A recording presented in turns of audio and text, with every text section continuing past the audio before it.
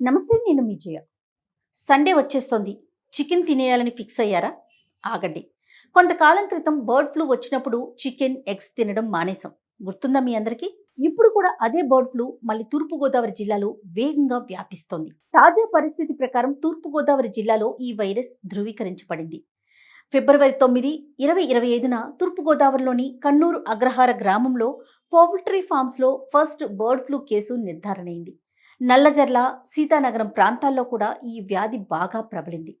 అధికారులు కన్నూరు గ్రామం చుట్టూ 1 కిలోమీటర్ రెడ్ జోన్గా, 10 కిలోమీటర్లు సర్వైలెన్స్ జోన్గా ప్రకటించారు. ఈ సర్వైలెన్స్ జోన్లో door to door health survey ప్రారంభమైంది.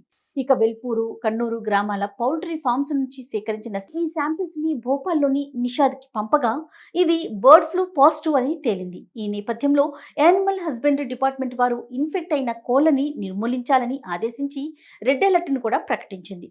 144 సెక్షన్ విధించి చికెన్ సేల్స్ అండ్ కన్సంప్షన్ పై బ్యాన్ విధించింది. స్పెషల్ హెల్ప్ లైన్ నెంబర్స్ ని ఏర్పాటు చేసింది.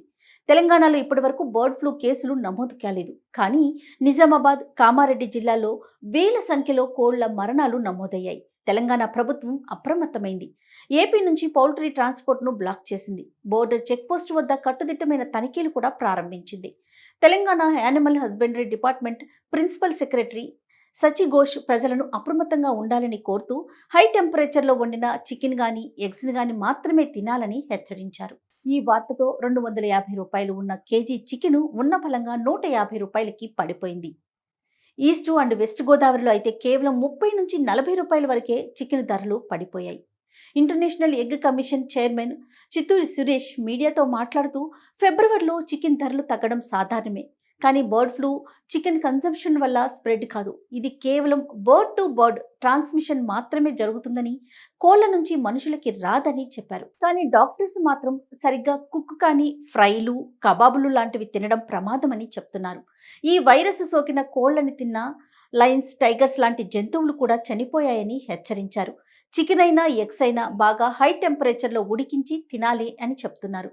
అలా ఉడికించడం వలన చికెన్, ఎగ్స్లో ఉన్న బ్యాక్టీరియా కానీ, వైరస్ కానీ నిర్మూలించబడుతుందని డాక్టర్స్ చెప్తున్నారు. కాబట్టి మీరు కూడా చికెన్ తెచ్చుకోవాలన్నా, వండుకోవాలన్నా, తినాలన్నా ఈ జాగ్రత్తల్ని ఖచ్చితంగా పాటించండి.